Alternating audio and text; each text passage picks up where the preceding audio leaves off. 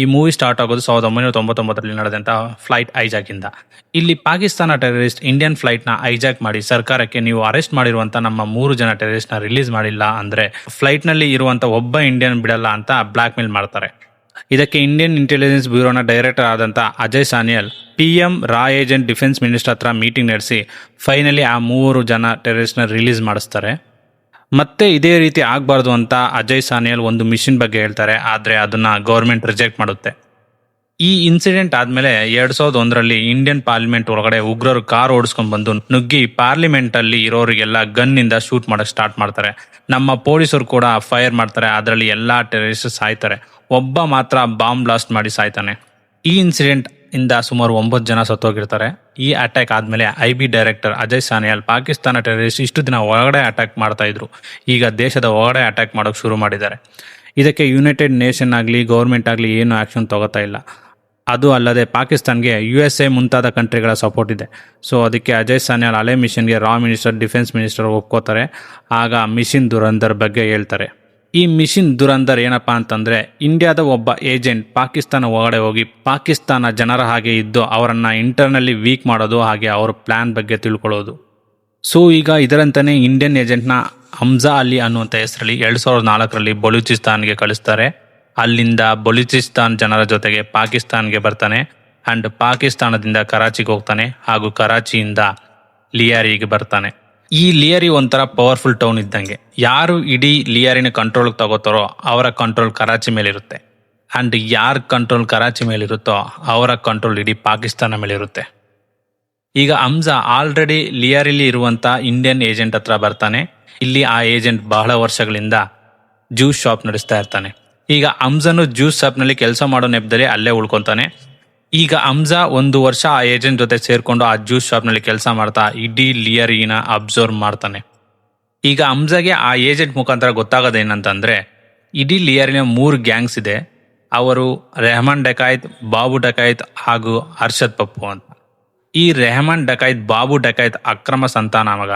ಯಾವಾಗ ರೆಹಮಾನ್ ಡಕಾಯ್ತ್ಗೆ ಈ ವಿಷಯ ಗೊತ್ತಾಗುತ್ತೋ ಅವನು ತನ್ನ ಸ್ವಂತ ತಾಯಿನೇ ಸಾಯಿಸಿರ್ತಾನೆ.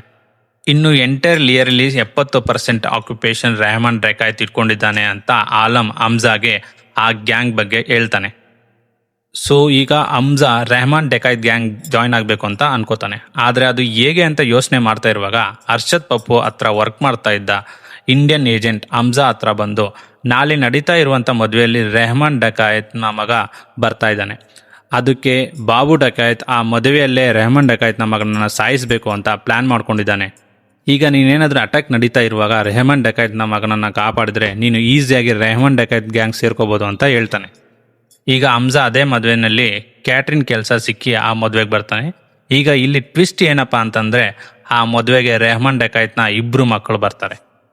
ಇದು ನೋಡಿದಂಥ ಹಮ್ಜಾ ಇಬ್ಬರನ್ನ ಹೇಗೆ ಸೇವ್ ಮಾಡೋದು ಅಂತ ಯೋಚನೆ ಮಾಡಿ ಆಲಮ್ಗೆ, ನೀನು ಚಿಕ್ಕವನ್ನ ನೋಡ್ಕೋ, ನಾನು ದೊಡ್ಡವನ್ನ ನೋಡ್ಕೋತೀನಿ ಅಂತಾನೆ. ಬಟ್ ಅಷ್ಟರಲ್ಲಿ ಅಲ್ಲಿ ಅಟ್ಯಾಕ್ ಶುರುವಾಗುತ್ತೆ. ಆಗ ಹಮ್ಜಾ ಚಿಕ್ಕವನ್ನ ಆಲಮ್ ಹತ್ರ ಬಿಟ್ಟು ದೊಡ್ಡವನ್ನ ಸೇವ್ ಮಾಡೋಕ್ಕಂತ ಗನ್ ತೊಗೊಂಡು ಹೋಗ್ತಾನೆ. ಬಟ್ ಅನ್ಫಾರ್ಚುನೇಟ್ಲಿ ದೊಡ್ಡವನಿಗೆ ಗುಂಡೇಟಾಗಿ ಸತ್ತೋಗ್ತಾನೆ. ಇದನ್ನು ನೋಡಿದಂಥ ಹಮ್ಜಾ ಅವನು ಬದುಕಲ್ಲ ಅಂತ ಗೊತ್ತಿದ್ರು ಅವನ ಬದುಕಿಸೋ ಥರ ನಾಟಕ ಮಾಡಿ ಹಾಸ್ಪಿಟಲ್ಗೆ ಅಡ್ಮಿಟ್ ಮಾಡಿ ರೆಹಮಾನ್ ಡಕಾಯ್ತ್ ಚಿಕ್ಕ ಮಗನ ಮುಂದೆ ಸಿಂಪತಿಯನ್ನು ಗಿಟ್ಟಿಸ್ಕೊಳ್ತಾನೆ. ಈಗ ಗುಂಡೇಟು ಬಿದ್ದು ರೆಹಮಾನ್ ಡಕಾಯ್ತ್ನ ಮಗ ಸತ್ತೋಗಿದ್ದಾನೆ. ಅದನ್ನು ನೋಡೋಕ್ಕೆ ಅಂತ ರೆಹಮಾನ್ ಡಕಾಯ್ತ್ ಆ್ಯಂಡ್ ಉಜೈರ್ ಹಾಸ್ಪಿಟಲ್ಗೆ ಬರ್ತಾರೆ. ಈ ಉಜೈರ್ ಯಾರಪ್ಪ ಅಂತಂದರೆ ರೆಹಮಾನ್ ಡಕಾಯ್ತ್ನ ರೈಟ್ ಹ್ಯಾಂಡ್. ಹಮ್ಜಾನ ಪ್ಲ್ಯಾನ್ ಪ್ರಕಾರನೇ ರೆಹಮಾನ್ ಡಕಾಯ್ತ್ ಚಿಕ್ಕ ಮಗ ಹಮ್ಜಾನ್ನ ತೋರಿಸಿ, ಇವನೇ ನಮ್ಮನ್ನು ಕಾಪಾಡಿದ್ದು, ಅಣ್ಣನ್ನ ಕಾಪಾಡೋಕ್ಕೆ ಟ್ರೈ ಮಾಡಿದ್ರು ಅಂತ ಹೇಳ್ತಾನೆ. ಇದನ್ನು ನೋಡಿದಂಥ ರೆಹಮಾನ್ ಡಕಾಯ್ತ್ ಉಜೈರ್ಗೆ ಹಮ್ಜಾಗೆ ಸ್ವಲ್ಪ ದುಡ್ಡು ಕೊಡು ಅಂತಾನೆ. ಆದರೆ ಹಮ್ಜಾ, ನಾನೊಬ್ಬ ಬಲೂಚಿಯನ್, ನಮ್ಮ ಬಲೂಚಿಸ್ತಾನ್ ಜನರಿಗೆ ಈ ಪಾಕಿಸ್ತಾನದಲ್ಲಿ ಮರ್ಯಾದೆ ಇರಲಿಲ್ಲ, ಆದರೆ ನಿಮ್ಮಿಂದನೇ ನಮಗೆ ಮರ್ಯಾದೆ ಗೌರವ ಎಲ್ಲ ಸಿಕ್ಕಿದೆ. ನಮ್ಮ ಬಲೂಚಿಯನ್ಗೆ ನೀವೇ ನಾಯಕನಿದ್ದಾಗೆ. ಈ ಪ್ರಾಣ ಇರೋದು ನಿಮಗೋಸ್ಕರ, ನಿಮ್ಮ ಸೇವೆ ಮಾಡೋದ್ರಲ್ಲಿ ನನಗೆ ಖುಷಿ ಇದೆ, ನನಗೆ ದುಡ್ಡು ಬೇಡ ಅಂತ ಹೇಳ್ತಾನೆ. ಇದನ್ನು ನೋಡಿದಂಥ ರೆಹಮಾನ್ ಡಕಾಯ್ತ್ ಹಮ್ಜಾನ ಅವನ ಗ್ಯಾಂಗ್ಗೆ ಸೇರಿಸ್ಕೋತಾನೆ. ರೆಹಮಾನ್ ಡಕಾಯ್ತ್ ಒಬ್ಬ ತಂದೆಯಾಗಿ ತನ್ನ ಮಗನ ಪ್ರತೀಕಾರನ ತೀರಿಸ್ಕೋಬೇಕು ಅಂತ ಅನ್ಕೊತಾನೆ.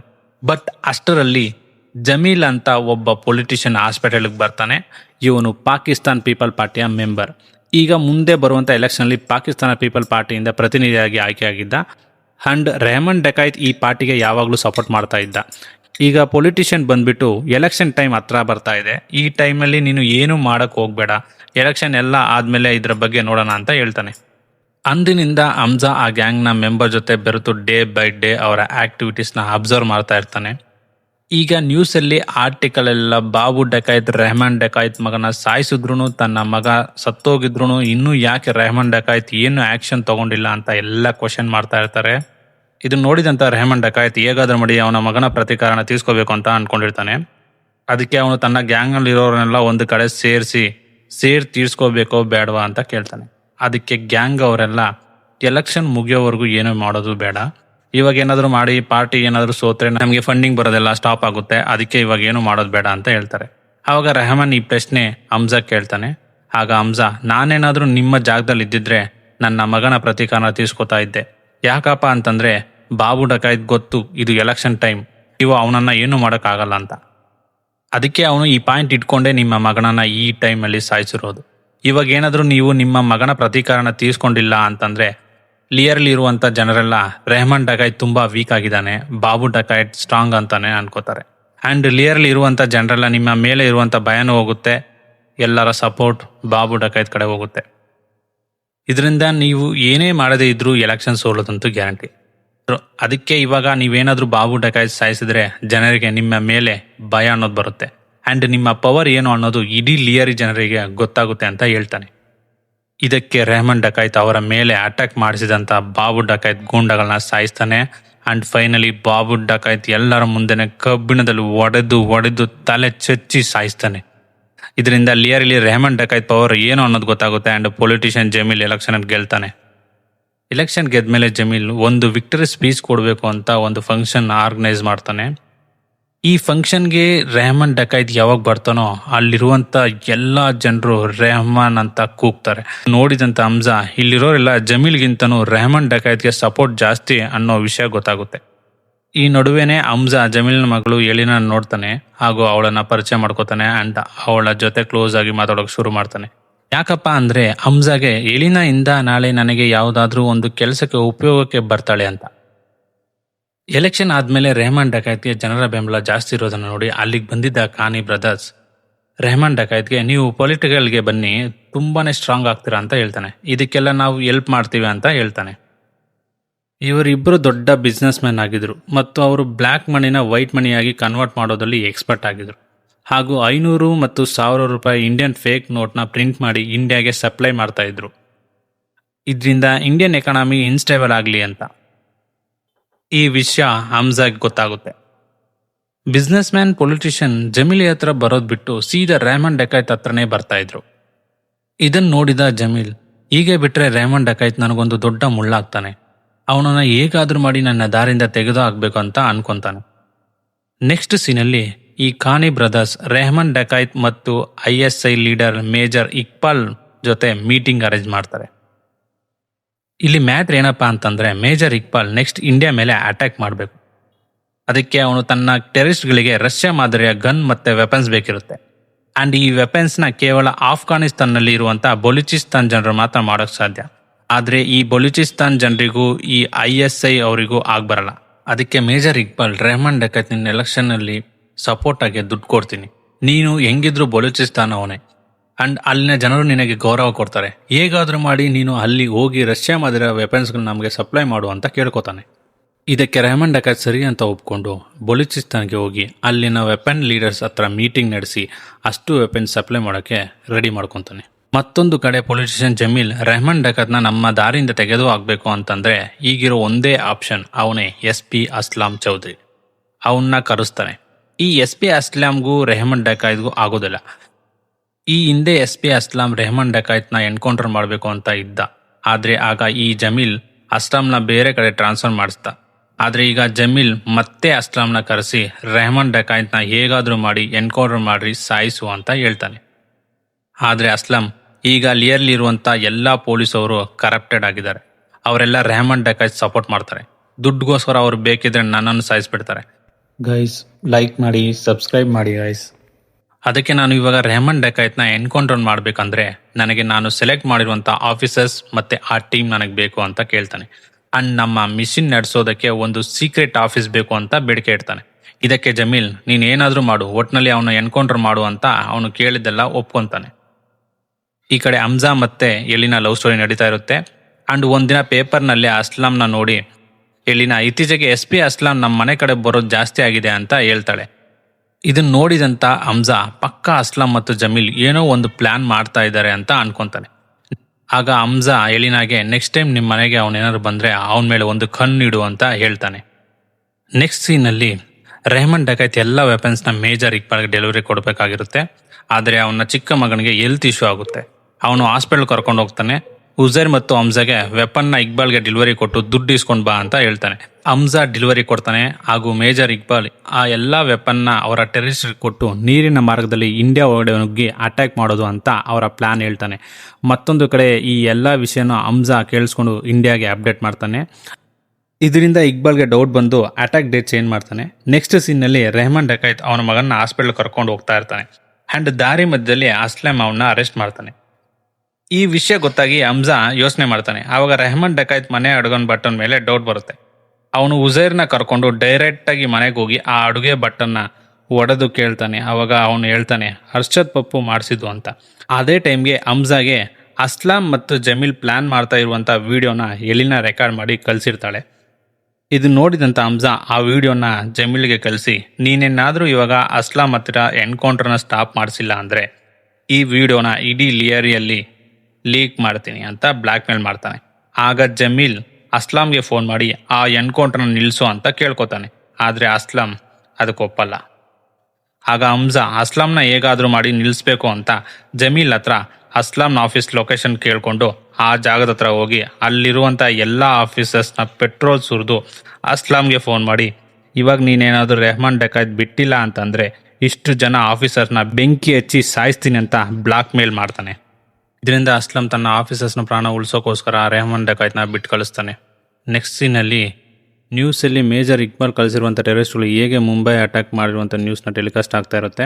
ಈ ಅಟ್ಯಾಕ್ ಬಂದು 2008ರಲ್ಲಿ ನಡೀತಲ್ಲ ಮುಂಬೈ ಅಟ್ಯಾಕ್, ಆ ಅಟ್ಯಾಕೇ ಆಗಿರುತ್ತೆ. ಇದು ನೋಡಿದಂಥ ಹಮ್ಜಾ ಶಾಕ್ ಆಗಿ ಅಲ್ಲೇ ದುಃಖಕ್ಕೊಳಗಾಗ್ತಾನೆ. ನಾನು ಈ ಅಟ್ಯಾಕ್ ಆಗುತ್ತೆ ಅಂತ ಮೊದಲನೇ ಇನ್ಫಾರ್ಮೇಷನ್ ಕೊಟ್ಟಿದ್ದೀನಿ, ಆದರೂ ಇವರು ಏನು ಆ್ಯಕ್ಷನ್ ತಗೊಳ್ಳದೆ ಇವರು ಒಂದು ಬೇಜವಾಬ್ದಾರಿತನದಿಂದ ಇವತ್ತು ಎಷ್ಟು ಜನ ಸತ್ತೋದ್ರು ಅಂತ ತುಂಬಾ ಕುಗ್ತಾನೆ. ಈ ಒಂದು ಘಟನೆಯಿಂದ ಹಮ್ಜಾ ಇನ್ನು ನಾನು ಸುಮ್ಮನಿದ್ರೆ ಆಗಲ್ಲ, ಏನೇ ಮಾಡಿದರೂ ಇವಾಗ ನಾನೇ ಮಾಡಬೇಕು, ನಾನೇ ಈ ಯಾರಿನ ನನ್ನ ಕಂಟ್ರೋಲ್ಗೆ ತಗೋಬೇಕು and next Karachi and Pakistan ಕಂಟ್ರೋಲ್ಗೆ ತಗೋಬೇಕು ಅಂತ ರೊಚ್ಚಿಗೆದ್ದು ಒಂದು ಪ್ರಾಪರ್ ಪ್ಲ್ಯಾನ್ನ ರೆಡಿ ಮಾಡ್ತಾನೆ. ಅದೇನಪ್ಪ ಅಂದರೆ ಅವನು ಸೀದಾ ಜಮೀಲ್ ಹತ್ರ ಹೋಗಿ ನನಗೆ ಗೊತ್ತು ನೀನು ರೆಹಮಾನ್ ಡಕಾಯ್ತ್ನ ಸಾಯಿಸಬೇಕು ಅಂದ್ಕೊಂಡಿದ್ಯಾ ಅಂತ, ಅದಕ್ಕೆ ನಾನು ನಿನಗೆ ಸಹಾಯ ಮಾಡ್ತೀನಿ. ಬಟ್ ಅದಕ್ಕಿಂತ ಮುಂಚೆ ನಿಮ್ಮ ಮಗಳು ಎಲಿನಾ ನನ್ನ ಇಷ್ಟಪಡ್ತಾ ಇದ್ದಾಳೆ, ನಮ್ಮಿಬ್ಬರಿಗೂ ಮದುವೆ ಮಾಡಿಸು. ಇದರಿಂದ ನೆಕ್ಸ್ಟ್ ನಾನು ರೆಹಮಾನ್ ಡಕಾಯ್ತ್ನ ಸಾಯಿಸಿದ ಮೇಲೆ ಎಂಟೈರ್ಲಿ ನನ್ನ ಕಂಟ್ರೋಲ್ ಬರುತ್ತೆ. ಆಗ ಹೆಂಗಿದ್ರು ನಾನು ನಿನ್ನ ಅಳಿಯ ಆಗಿರ್ತೀನಿ. ನನ್ನ ಕಂಟ್ರೋಲು ಬಂದ್ರೇನು ನಿನ್ನ ಕಂಟ್ರೋಲ್ ಬಂದ್ರೇನು ಎರಡೂ ಒಂದೇ ಆಗಿರುತ್ತೆ.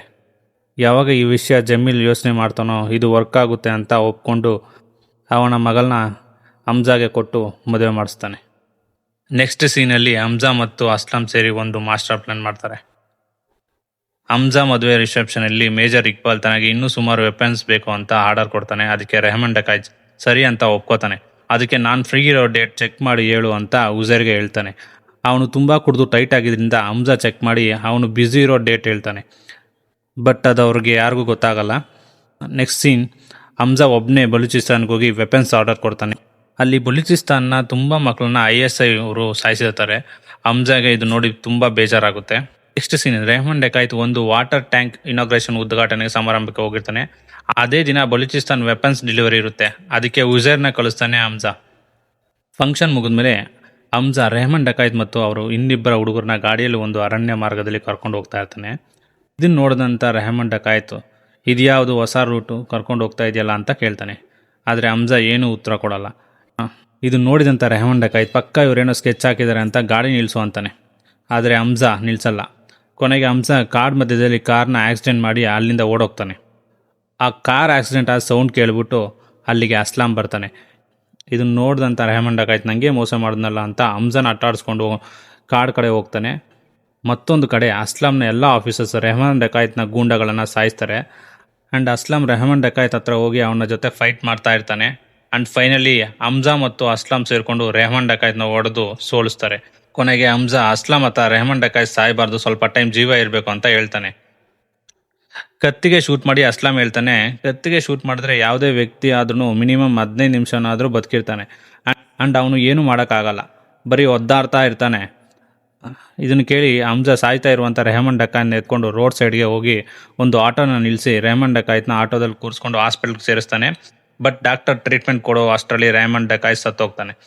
ಆದರೆ ಹಾಸ್ಪಿಟ್ಲಲ್ಲಿರೋ ಜನರಿಗೆ, ಲಿಯಾರಿ ಜನರಿಗೆ ಅಸ್ಲಾಂ ರೆಹಮಾನ್ ಡಕಾಯ್ತ್ ಮೇಲೆ ಅಟ್ಯಾಕ್ ಮಾಡ್ದ. ಆ್ಯಂಡ್ ಹಮ್ಜಾ ರೆಹಮಾನ್ ಡಕಾಯ್ತ್ ಅಸ್ಲಾಮಿಂದ ಬಚಾವ್ ಮಾಡೋಕ್ಕೆ ಟ್ರೈ ಮಾಡಿದ.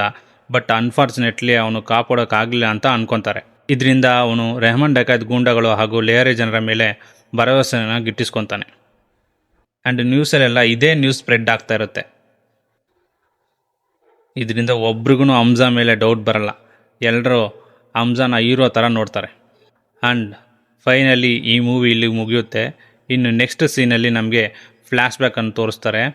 ಹಮ್ಜಾ ಅಲ್ಲಿ ರಿಯಲ್ ಹೆಸರು ಜಸ್ಕ್ರಿತ್ ಸಿಂಗ್ ಅಂತ. ಇವನು ಇಂಡಿಯಾದಲ್ಲಿರುವಾಗ ಅವನ ಫ್ಯಾಮಿಲಿ ಕಳ್ಕೊಂಡಿದ್ದಾನೆ. ಅವನಿಗೆ ತನ್ನವರು ಅಂತ ಯಾರೂ ಇಲ್ಲ. ಮತ್ತೆ ಇವನನ್ನು ಗಲ್ಲಿಗೇರಿಸಬೇಕು ಅಂತ ಹೋಗ್ತಿರ್ತಾರೆ. ಬಟ್ ಅಷ್ಟರಲ್ಲಿ ಅಜಯ್ ಸನ್ಯಾಲ್ ಬಿಡಿಸಿ ಈ ಮಿಷನ್ ದುರಂದರ್ಗೆ ಅಂತ ಕಳಿಸಿದ್ದಾನೆ ಅಂತ ತೋರಿಸ್ತಾರೆ. ಇನ್ನು ರೆಹಮಾನ್ ಡಕಾಯ್ತ್ ಸತ್ತೋದ್ಮೇಲೆ ನೆಕ್ಸ್ಟ್ ಏನೇನಾಯಿತು ಅಂತ, ಹಮ್ಜಾ ಅಲ್ಲಿ ಏನೇನು ಮಾಡ್ದ ಅನ್ನೋದನ್ನ ನಾವು ದುರಂದರ್ 2ರಲ್ಲಿ ನೋಡಬೇಕಾಗುತ್ತೆ. ವಿಡಿಯೋ ಇಷ್ಟ ಆಗಿದ್ರೆ ಲೈಕ್ ಮಾಡಿ, ಶೇರ್ ಮಾಡಿ, ಸಬ್ಸ್ಕ್ರೈಬ್ ಮಾಡಿ. ನೆಕ್ಸ್ಟ್ ವಿಡಿಯೋದಲ್ಲಿ ಸಿಗೋಣ. ಟೇಕ್ ಕೇರ್, ಬಾಯ್.